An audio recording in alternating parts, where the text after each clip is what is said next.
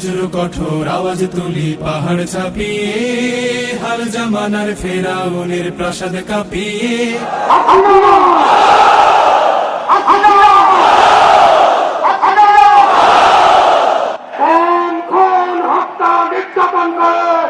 আওয়ামী লীগ বাংলাদেশকে একটি ব্যর্থ রাষ্ট্রে পরিণত করেছে। এদেশের সমৃদ্ধ অর্থনৈতিক কাঠামোকে ভেঙে ফেলেছে ব্যর্থ আওয়ামী লীগ সরকার। জামায়াত শিবিরকে নিষিদ্ধ করে সরকার প্রজ্ঞাপন জারি করলো কিছুক্ষণ আগে। 3-4 দিন আগে যখন এই আওয়াজটা তোলা হয়েছিল 14 দলীয় জোটের একটা মিটিং এ, তখন অনেকেই এটাকে এক ধরনের মনোযোগের ডাইভার্সন তত্ত্ব দিয়ে ব্যাখ্যা করতে চেয়েছেন। ইদানিং আমরা সবকিছুই ওভাবেই দেখার চেষ্টা করি যে সরকার সবকিছুর কন্ট্রোলে আছে এবং সে তার ইচ্ছা মতো করছে। তখন এটা নিয়ে ভিডিও করেছিলাম এবং আমি প্রেডিক্ট করেছিলাম যে জামায়াত আসলে নিষিদ্ধ হতে যাচ্ছে, এবং সেটা এখন হলো। এর মাধ্যমে এক ঢিলে অনেকগুলো পাখি মারার চেষ্টা করেছে সরকার, ছড়রাগুলির মতো এভাবেও বলা যায়, যেহেতু এখন প্রচুর ছড়রাগুলি দিয়ে মানুষকে আহত নিহত করছে। তারা কি কি করতে চাইছে এবং সেটাই তারা সফল হবে কিনা, সেই আলোচনাটা করতে চাই।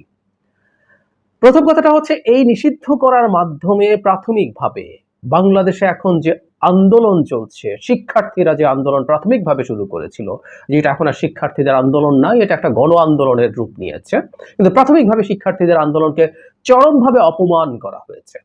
আই রিপিট, শিক্ষার্থীদের আন্দোলনকে চরমভাবে অপমান করা হয়েছে। আইনমন্ত্রী বলছেন যে জামাত শিবির নিষিদ্ধে মতামত দিয়ে স্বরাষ্ট্র মন্ত্রণালয়ে পাঠানো হয়েছে। তো এর গত পরশুদিন যেমন আওয়াজ ছিল যে কালকের মধ্যে, তার মানে গতকালকে রাত 12টার মধ্যে একটি নির্বাহী আদেশ হবে, যে নির্বাহী আদেশের মধ্যে জামাত শিবির নিষিদ্ধ করা হবে। তো সেই রাত 12টা পার হলো, আজকে বলছেন যে স্বরাষ্ট্র মন্ত্রণালয়ে পাঠানো হয়েছে, এখন আইনি প্রক্রিয়ার মধ্যে ঢুকে গেল। যাক, জানি না শেষ পর্যন্ত কি করবে এই সরকারের। অনেক কিছুই যা কল্পনা করা যায় না সেটাই তারা করে, আবার অনেক বিষয় আছে নানান রকম তারা ঘুরাইতে থাকে, প্যাস কষতে থাকে আর কি। তো এগুলো এখন মানুষের মধ্যে খুব একটা প্রভাব ফেলবে, খুব উজ্জীবিত হবে। স্বাধীনতা, মুক্তি, যুদ্ধের চেতনায় যারা বিশ্বাস করে সেই রাজনৈতিক দলগুলো, এটা বিশ্বাস করার কোনো মানে হয় না। এখন মূল বিষয়টা হচ্ছে গণহত্যা, এই গণহত্যার বিচার এবং দায় দায়িত্ব নির্ধারণ। তো দায় দায়িত্ব নির্ধারণ করে বিচার, এটি সরকারের উপর মস্ত বড় চাপ। সেই চাপটাকে সরানোর জন্য নানা রকম ইস্যু তৈরি করছে বা একটা আশ্রয় খুঁজছে সরকার। সেই হিসেবেই এখন সামনে নিয়ে আসছে, যেমন ওবায়দুল কাদের আজকে নিয়ে আসলেন ডক্টর ইউনূসের প্রসঙ্গ, যে তার বিচার করতে হবে। তারপরে এখন সরকার নিয়ে আসলেন জামাত হলো শিবির, যাতে তার ওই 14 দলের যে সমস্ত ক্ষুদ্র ভগ্নাংশ আছে তারা যাতে খুশি থাকে এবং মানুষও মনে করে বাপরে, তাই তো এরাই তো নাশকতা করছে, এটা ভালো হয়েছে। এইটা মনে করার কোনো কারণ নেই, কেননা এখন যে বাদ প্রতিবাদ হচ্ছে, বিক্ষোভ হচ্ছে, প্রতিবাদ হচ্ছে, এখানে বিরোধী কোনো রাজনৈতিক দল নেই, এটা হলো সাধারণ আম জনতা। আসসালামু আলাইকুম প্রিয় দর্শক, আশা করছি সকলেই ভালো আছেন। প্রিয় দর্শক, এই মুহূর্তে ইসলামী জামায়াত শিবিরকে নিষিদ্ধ ঘোষণা করলেন সরকার। দর্শক, অনেক তথ্য উঠে এসেছে, আজকে সেটি আপনাদের শেয়ার করব। কারণ গত 14 থেকে 15 দিন যে কোটা সংস্কার আন্দোলন চলছিল, এটাকে কেন্দ্র করে এবং ইস্যু করে যতগুলো মারা গিয়েছে শিক্ষার্থী এবং জনগণ, সেটা দায়ভার দেওয়া হচ্ছে জামায়াত শিবিরের ওপর। দর্শক, তারা বলছেন যে এই যত নাশকতা হয়েছে, হামলা, মামলা, খুন, এসব করেছে জামাতে ইসলাম। দর্শক, 3 জন পুলিশ এই আন্দোলনের ভিতরে মারা গিয়েছে, 2 জনকে ঝুলিয়ে রাখা হয়েছিল এবং একজনকে পিটিয়ে মারা হয়েছে। মোট 3 জন পুলিশকে মারা হয়েছে গত এই আন্দোলনে। দর্শক, তারা বলছেন এই পুলিশ 3 জনকেও নাকি জামায়াত শিবিরেরা হত্যা করেছে। দর্শক, বর্তমানে আপনার 10,000-এরও বেশি শিক্ষার্থীকে গ্রেপ্তার করেছেন এবং 210 জনেরও বেশি মারা গিয়েছে এই কয়েকদিনে কোটা সংস্কার আন্দোলন। দর্শক, দেশের পরিস্থিতি একেবারে ঘোলাটে। এই কোটা সংস্কার আন্দোলন কিভাবে ঢেকে রাখা যায়, নতুন একটি প্ল্যান উদ্বোধন করা হলো। দর্শক, এই উদ্বোধনের মধ্য দিয়ে তারা কি বার্তা দিল বিবিসি নিউজে, সেটা আমি আপনাদের সাথে তুলে ধরব।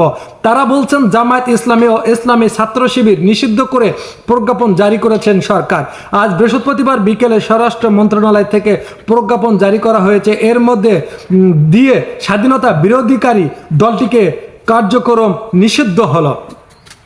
সরকার নির্বাহী আদেশ এবং সন্ত্রাস বিরোধী আইনে 18 একই ধারা অনুযায়ী জামায়াত ইসলামী ছাত্র শিবির ও তাদের অন্যান্য অঙ্গ সংগঠনকে নিষিদ্ধ করা হয়েছে। এর আগে নিষিদ্ধ করার বিষয়ে আইনের মতামত দিয়ে স্বরাষ্ট্র মন্ত্রণালয় ফাইল পাঠালে ও আইন মন্ত্রণালয় থেকে একটা বার্তা দিয়েছিল। আজ দুপুরে আইনের মতামতে দেওয়ার পর আইনমন্ত্রী আনিসুল হক সাংবাদিকদের বলেন, ওই দলগুলো নিষিদ্ধ হওয়ার পর তারা আর এই নামে রাজনীতি করতে পারবে না। তারপরে বলছেন কোটা সংস্কার আন্দোলন ঘিরে সহিংসতার ঘটনা জামায়াত তার ছাত্র সংগঠন ইসলামী ছাত্র শিবির জড়িত থাকার অভিযোগ করে আসছিলেন সরকারের মন্ত্রীরা। এমন পরিপ্রেক্ষিতে গত সোমবার আওয়ামী লীগের নেতৃত্বাধীন 14 দলীয় সভায় জামায়াত শিবিরকে নিষিদ্ধ করার বিষয়ে একমত হন। ওই জোটের শীর্ষ নেতারা আওয়ামী লীগের সভাপতি ও প্রধানমন্ত্রী শেখ হাসিনার সভাপতিত্ব সেই বৈঠক হয়। জোটের বৈঠকের সিদ্ধান্তের পর এখন সরকারি নির্বাহী আদেশ জামায়াত এবং ছাত্র শিবিরকে নিষিদ্ধ করা হলো। আদালতের রায় নির্বাচন কমিশন 2013 সালের জামায়াত নিবন্ধন বাতিল করে জামায়াতের পক্ষ থেকে হাইকোর্ট রায়ের বিরুদ্ধে আপিল করা হয়েছিল। তাদের সুপ্রিম কোর্টের আপিল বিভাগ 2023 সালের 19 নভেম্বর জামায়াতের পক্ষে আপিল খারিজ করে দিয়েছিল। ফলে দলটি নিবন্ধন বাতিলের সিদ্ধান্ত বহাল রয়েছে। 1971 সালে মহান মুক্তিযোদ্ধা এবং মুক্তিযুদ্ধের পর যে জামায়াত শীর্ষ নেতারা ফাঁসির রায় কার্যকর করা হয়েছিল। যুদ্ধ অপরাধের দায়ে দল হিসেবে জামায়াত ইসলামীর বিচার করার জন্য আন্তর্জাতিক অপরাধ ট্রাইব্যুনাল আইনের সংশোধনী এবং প্রস্তাবের খসড়া তৈরি করেছে আইন মন্ত্রণালয়। কিন্তু কয়েক বছর আগে সংশোধনী প্রস্তাবের খসড়া তৈরি করা হলেও পরে সে বিষয়ে অগ্রগতি হয়নি। দর্শক, আশা করি বুঝতে পারছেন, যেহেতু বর্তমান কোটা সংস্কার আন্দোলন হচ্ছে সারা বাংলাদেশে ছড়িয়ে ছিটিয়ে পড়েছে এবং তার পাশে যে নায়ক আছে, সিঙ্গার আছে এবং নাট্যকার আছে, তারা কিন্তু রাজপথে নেমেছে এবং তাদের পাশে দাঁড়িয়েছে। তাদেরকে গ্রেপ্তার করা হচ্ছে গণহারে এবং তাদেরকে হয়রানি করা হচ্ছে। এই মুহূর্তে জামায়াত শিবিরকে নিষিদ্ধ ঘোষণা করায় আমার মনে হয় আরও রাজনীতি ইস্যুতে তারা আন্দোলন করতে পারে। এবং যেহেতু একটি দলকে আরেকটি দল নিষিদ্ধ করার অনুমতি নেই, জানি না বর্তমান পরিস্থিতি কি হবে। যেহেতু নিষিদ্ধ ঘোষণা করেছে, এখন এরপরে জামায়াত শিবির মনে হয় বসে থাকবে কিনা, তারা হয়তো আন্দোলন করতে পারে, জানি না। মোহরটি এখন কোন দিকে গড়াবে না জানি, আরো কত মায়ের বুক খালি হবে এটাকে কেন্দ্র করে। তা দর্শক, আপনাদের মতামত অবশ্যই কমেন্ট বক্সে লিখে জানাবেন। আবারও দেখা হবে নতুন কোনো ভিডিওতে। আল্লাহ হাফেজ।